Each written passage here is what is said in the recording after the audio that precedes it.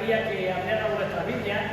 Si nuestra hermana Saray puede ponerlo aquí también, Génesis capítulo 35, Génesis 35, versículo del 1 al 7. Y está la palabra del Señor así. Dijo Dios a Jacob: levántate y sube a Betel y quédate allí y haz allí un altar al Dios que te apareció cuando huías de tu hermano Esaú. Entonces Jacob dijo a su familia y a todos los que con él estaban: quitad los dioses ajenos que hay entre vosotros y limpiaos y mudad vuestros vestidos y levantémonos y subamos a Betel y haré allí altar al Dios que me respondió en el día de la angustia y ha estado conmigo en el camino que he andado. Así dieron a Jacob todos los dioses ajenos que había en poder de ellos y los zarcillos que estaban en sus orejas, y Jacob los escondió debajo de una encina que estaba junto a Siquem. Y salieron, y el terror de Dios estuvo sobre las ciudades que había en sus alrededores, y no persiguieron a los hijos de Jacob. Y llegó Jacob a Luz, que está en tierra de Canaán, esta es Betel, él y todo el pueblo que con él estaba, y edificó allí un altar y llamó al lugar el Betel, porque allí le había aparecido Dios cuando huía de su hermano Esaú. Bien, hermano, tengo que deciros en esta mañana que en muchos sentidos la vida de Jacob representa, yo creo que la vida del cristiano en general. ¿Por qué? Pues porque en la vida de Jacob vemos sus triunfos y sus derrotas. Vemos sus alegrías y sus miedos, sus promesas a Dios en momentos de necesidad y también sus debilidades. En Jacob yo creo, hermanos, que en cierta medida todos nos sentimos muchas veces como representados, por lo menos yo diría, en muchas facetas y áreas que nos toca en nuestras vidas. Así que vamos a empezar viéndolo para comprender y sacar una enseñanza para nuestra vida en el versículo 1, que dice: levántate y sube a Betel y quédate allí y haz allí un altar al Dios que te apareció cuando huías de tu hermano Esaú. Para recordar un poco la historia, 30 años atrás, Jacob le había hecho una promesa a Dios que por alguna razón no se la había cumplido, o por lo menos no la había cumplido completamente, porque es verdad que Jacob había dicho a Dios, por ejemplo, un poco más adelante, en el capítulo 28, versículo del 20 al 22, le dijo: si fuere Dios conmigo, le dice Jacob a Dios, y me guardare en este viaje en que voy, esta fue la promesa que hizo Jacob, y me diere pan para comer, y me diere vestido para vestir, y si volviere yo en paz a casa de mi padre, entonces Jehová será mi Dios. Ya listo, Jacob, ¿no? Así cualquiera. Si tú me das y me demuestras que estás conmigo, entonces sí será mi Dios. Bueno, Dios era el Dios de Jacob de todas formas. Lo que pasa que aquí Jacob se olvidó de una cuestión importante, porque Jacob dice: Jehová será mi Dios, y esta piedra que he puesto por señal será casa de Dios, y de todo lo que me dieres, era parte de la promesa, el diezmo apartaré para ti. Con total seguridad, hermanos y amigos, Jacob había hecho de Jehová su Dios y le había dado incluso el diezmo de todo lo que él había adquirido hasta ese momento. Pero quedaba una parte de la promesa sin cumplir, la de levantarle altar levantarle un lugar, un santuario a Dios en el sitio donde Él se le había aparecido. Y qué bueno, hermano, que nosotros podamos aprender también aquí de esta parte de la vida de Jacob, porque tenemos que saber que Dios toma con mucha seriedad todo aquello que nosotros le prometemos, todo aquello que nosotros le decimos. Dios se tomó muy en serio la promesa que a Jacob le hizo. Pero cuando nosotros prometemos a Dios, hablamos con Dios, Él nos toma en serio también cada cosa que le decimos. El día que nos convertimos, nos comprometimos con Dios, ¿verdad que sí? ¿Cuántas veces en nuestra vida hemos vivido momentos, situaciones en las que hemos dicho: Señor, yo a partir de hoy quiero y voy a procurar cambiar, modificar y corregir mi vida y mi testimonio? Incluso cuando llega el año nuevo, a principio de año, siempre renovamos los compromisos en todas las áreas de nuestra vida, pero también a veces lo hacemos con el Señor, ¿sí o no? El Señor se toma muy en serio lo que le decimos. Y cuando cantamos, muchas veces cantamos y decimos: eres el anhelo de mi vida, en una canción que le cantamos, ¿verdad? De verdad que Él es el anhelo de nuestra vida. Otra canción, algunas que he puesto, que me he acordado así al azar: todo por Cristo será nuestro lema. O otra: te amo, oh Rey, levanto mi voz para exaltarte. O la que acabamos de cantar ahora: me rindo ante ti, postrado a tus pies, te ofrezco mi vida y mi corazón. Le decimos esto al Señor como el que le está diciendo si quiere beber agua o cualquier otra cosa, y le estamos diciendo al Señor cosas serias, hermanos. Te ofrezco mis manos, dice la canción, te ofrezco mis pies, te ofrezco mi voz para alabarte, mi voz para hablar de ti. El Señor se toma muy en serio todo lo que le decimos, hermanos y amigos. Al mismo Dios dice que se te apareció cuando huías de tu hermano Esaú. Cuando se le había aparecido Dios a Jacob, Dios se le apareció a Jacob 2 o 3 veces cuando huía sobre todo de su hermano Esaú. Y estuvo en dificultades y con temor muchas veces, pero cada vez que Jacob estuvo en un momento difícil, en un momento de dificultad, en un momento de miedo, de frustración, Dios salió siempre a su encuentro. Y salió incluso en aquellas ocasiones en las que se encontró confundido, atemorizado, asustado, porque sabéis que su hermano Esaú había dicho que cuando lo cogiera le iba a dar una buena por haberlo engañado por el tema de la primogenitura. Y hubo un momento en el que se tenía que encontrar con él. Y dice el pasaje que Esaú venía con toda su familia y con 400 hombres a encontrarse con Jacob. Y Jacob sintió un miedo enorme, porque dice: este me va a matar. Y no solo me va a matar, dice el pasaje, en otras palabras, pero lo dice, que incluso va a coger y me va a quitar mis mujeres y mis hijos y me los va a matar, me los va a quitar del medio. Y usó una estrategia, que estoy seguro que todos recordaréis, que empezó a mandarle grupitos por delante, pequeñitos, con ofrendas.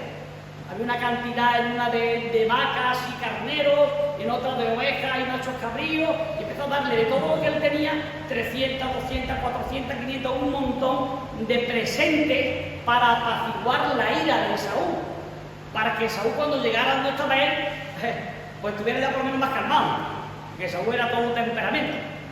Pero el Señor hizo que todo eso no sirviera para nada, que sirvió, pero fue la mano de Dios la que le sacó, fue la mano de Dios lo que le ayudó, fue la mano de Dios lo que lo sostuvo, lo protegió y estuvo con él siempre en todos los momentos y dificultades de su vida. Hermanos, tienes que saber en esta mañana que muchas veces son precisamente precisamente eso lo que le pasó a Jacob.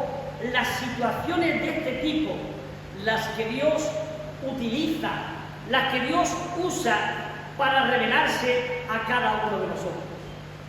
Además de los dos casos que acabo de mencionar, están en la Biblia dos casos que quiero también compartir con ustedes, como es el caso de Agar en el desierto. Génesis capítulo 21,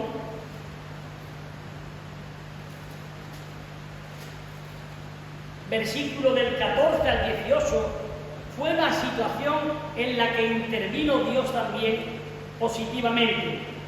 Génesis 21, 14 al 18 dice así: entonces Abraham se levantó muy de mañana y tomó pan y un odre de agua y lo dio a Agar, poniéndole sobre su hombro, y le entregó el muchacho y la despidió.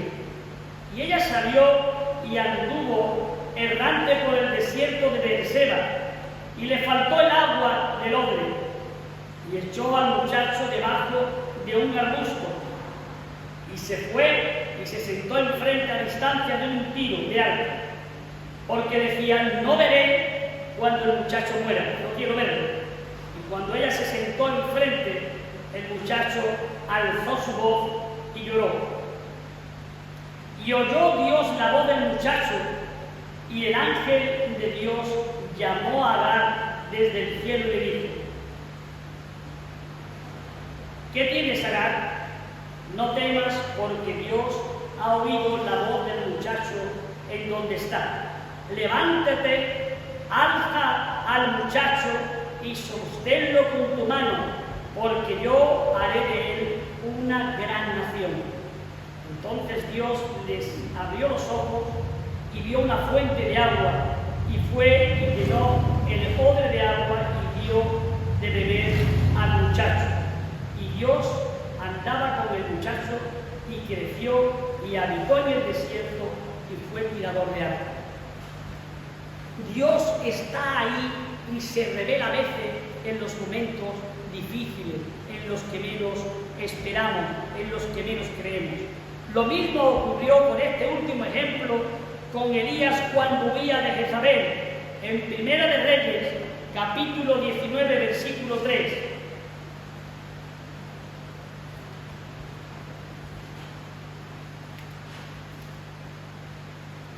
Primera de Reyes 19, 3 al 7.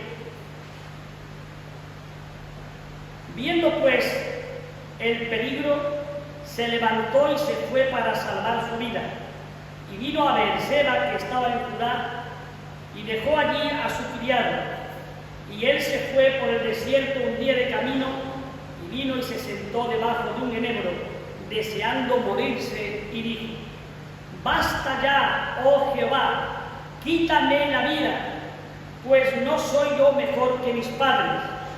Y echándose debajo del enebro, se quedó dormido. Y he aquí luego un ángel le tocó y le dijo: levántate, come. Entonces él miró, y he aquí a su cabecera una torta cocida sobre las ascuas y una vasija de agua, y comió y bebió, y volvió a dormirse.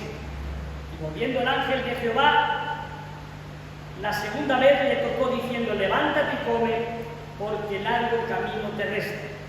Se levantó pues y comió y bebió, y fortalecido con aquella comida, caminó 40 días y 40 noches hasta Horeb en el monte de Dios.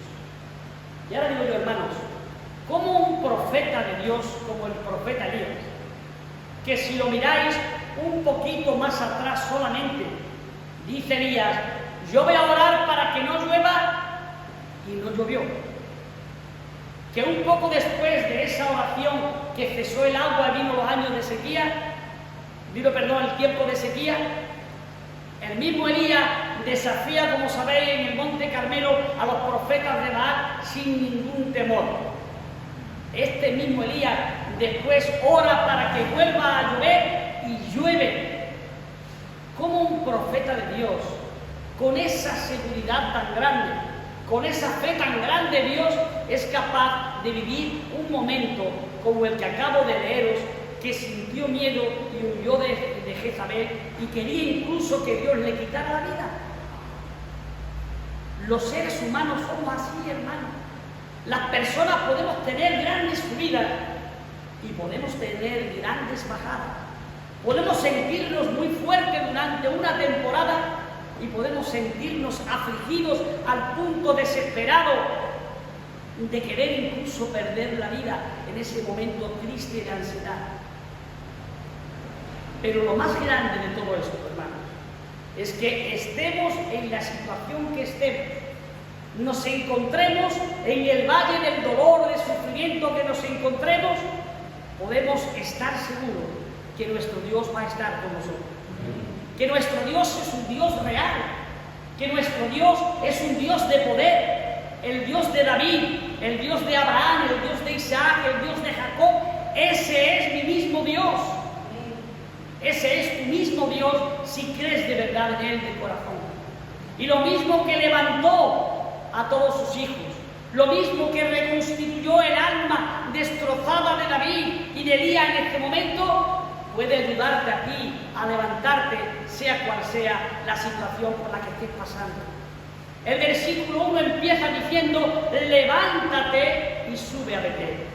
Y esa palabra nos tiene que servir y ayudar en todos los momentos duros, amargos, difíciles y complicados de cada una de nuestra vida, ya sea en nuestra vida física diaria, que nos encontremos con un problema de trabajo, un problema económico, un problema de salud, una enfermedad de un ser querido nuestro, o sea, en nuestra vida espiritual. La invitación de Dios es que tenemos que levantarnos, estemos y nos encontremos en la situación que sea de cada uno de nosotros. Levántate.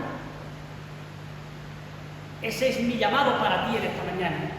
Si tu vida espiritual incluso es una vida que ha decaído, si tu vida espiritual es una vida que no tiene la plena fuerza, seguridad, consistencia o lleno del Espíritu Santo como debe ser, la invitación de Dios en esta mañana es: levántate.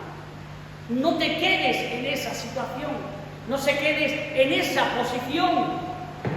Dios quiere que tú te levantes, sea cual sea la posición en la que te encuentres en tu vida, si no estás en el lugar, en la forma en la que Dios quiere y necesita de ti y para ti. Amén. Tenemos que saberlo, hay que buscarlo, hay que intentarlo, porque Dios así lo invita. Se lo dijo a Jacob y lo dice también en esta mañana a cada uno de nosotros: levántate. Así que ese es el mensaje de Dios para cada uno de nuestras vidas. Se lo dijo también a Elías y se lo dijo también a Agar en el desierto. Hay una solución, Agar, para ti. Yo voy a socorrerte, yo voy a levantarte. Bebe, porque como le dijo también a Elías, largo camino te queda. No sé, curiosamente lo digo como un dato curioso, lo que comió Elías, la torta que el ángel le preparó, pero dice que con ese alimento estuvo andando 40 días y 40 noches. Ya quisiera yo comer esa cosilla una vez. 40 días y 40 noches fortaleció a Elías con la comida que el ángel le dio. Amén, hermano, porque lo que de Dios recibimos es siempre bueno y bueno en gran manera. Alabado sea su nombre, hermano.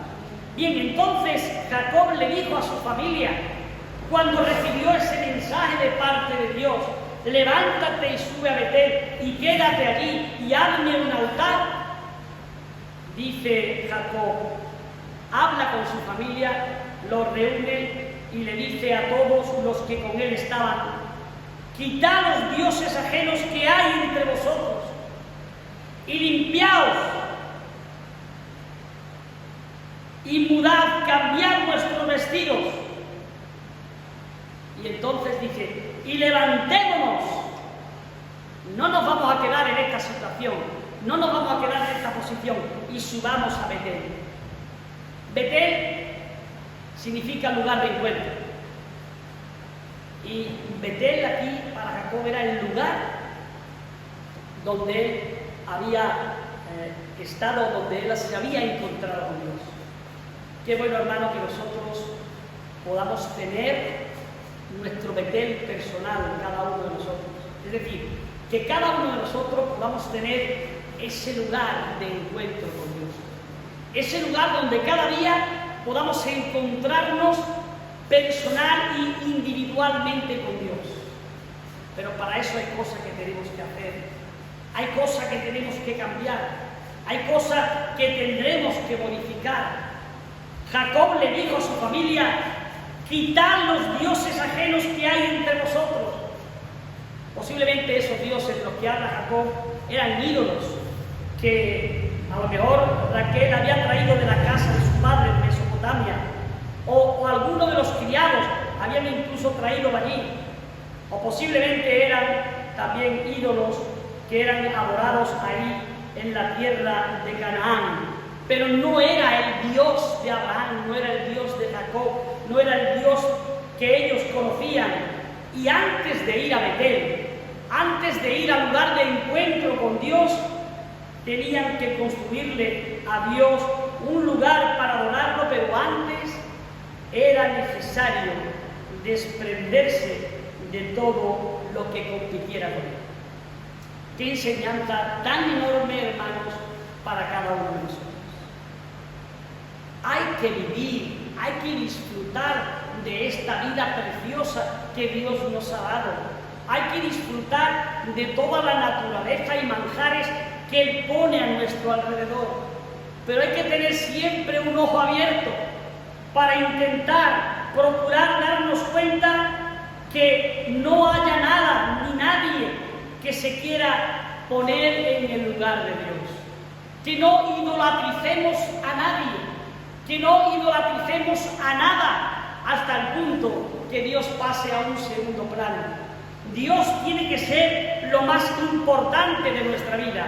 Es necesario desprenderse, si lo hay, de aquellas cosas que compitan con Dios, que no nos dejan dejarle a Dios el tiempo, la calidad de tiempo y el lugar necesario que realmente Él se merece y quiere para cada uno de nosotros.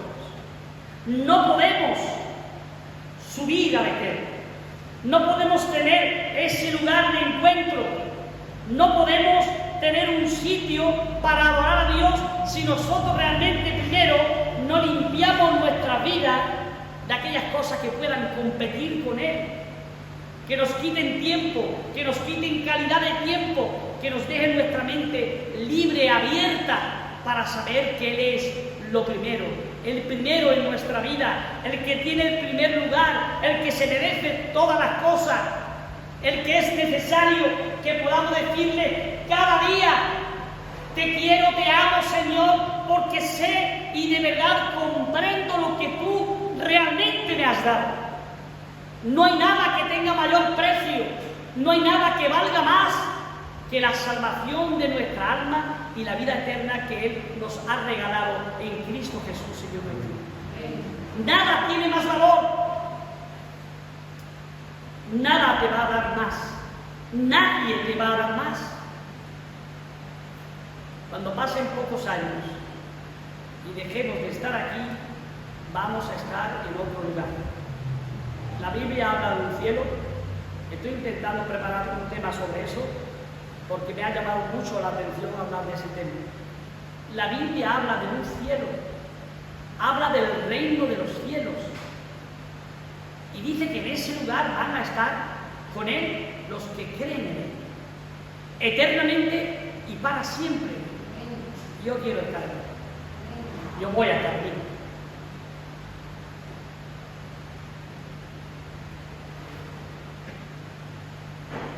Pero es necesario, hermanos, que sepamos valorar con la suficiente importancia lo que de verdad la tiene. Para mí no tiene tanto valor lo que hay aquí si lo comparo con lo que de verdad hay aquí. Para siempre, con Cristo Jesús en los cielos.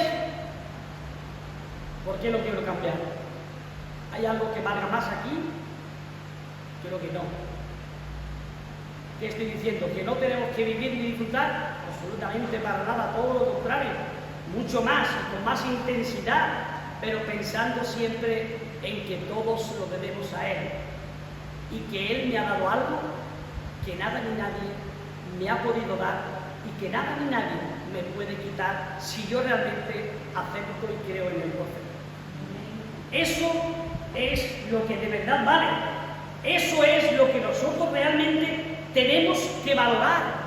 Es lo que yo creo, hermano, humildemente, como hermano nuestro en la fe, que tenemos que darle la mayor prioridad y la mayor importancia de nuestras vidas. Por eso la palabra dice aquí, hablando de Jacob, que hay un punto que debemos observar en la orden que dio Jacob a su pueblo, le dice, y limpiaos. Es decir, está hablando más bien de una manera literal, se traduce, límpiense ustedes. Es decir, no puedo hacer yo que mi hija se limpie por mí. No puedo hacer yo que se limpie mi hermano, ni mi sobrina Miriam, ni Sarai, ni mi hermano Jesús, ni otro. Es algo personal que cada uno debe entender. Es algo personal que cada uno debe de tomar la firme decisión de vivir y actuar. Limpia tu vida. Tiene que limpiarla tú de aquellas cosas que realmente crees o Dios te muestra que no son de beneficio para la obra de Dios, para tu vida, ni para tu testimonio. Es una responsabilidad personal, es una iniciativa personal que cada uno debemos tomar y asumir. Es un esfuerzo que debemos hacer cada uno de nosotros, que a cada uno de nosotros nos corresponde. Cada uno de nosotros, dice la palabra, o cada uno de ustedes, asuma la responsabilidad de desprenderse de todas aquellas cosas que acumulamos en esta vida, que realmente a lo mejor no son agradables delante de Dios. Dice el texto, y mudad vuestros vestidos, cambiad vuestros vestidos. La forma visible, la gente tiene que ver en nosotros otra cosa, hermano. Y cuando hablo de forma visible de vestidos, no es que te ponga un traje de chaqueta y corbata, ni un traje más largo o más corto. No. De lo que está hablando el Señor es un sentido espiritual. Cambia tu vestido, es que tu imagen la vean la gente de forma diferente. Tienen que ver en ti lo que tiene que haber en un cristiano, una persona amorosa, comprensiva, gozo, paz, mansedumbre, templanza, amabilidad, ternura para hablarle del amor de Jesús. Y yo quiero ser como este, yo quiero ser como Él, porque Jesús lo ha cambiado. Y tenemos que irradiar con esa vestimenta externa que derroche a los demás lo que Jesús derrochaba y anunciaba y transmitía, ese amor que nadie tenía, esa paz, esa seguridad. Es lo que tenemos que hacer, cambiar esa forma de ser con los demás. Y dice el texto, y entonces, dice Jacob, y ahora levantémonos y subamos a Betel. Betel aquí es el lugar de encuentro con Dios, pero Betel también es la casa de Dios y del cielo. Hay que subir a Betel. A veces es necesario dejar algunas cosas para poder llegar a conseguir otras.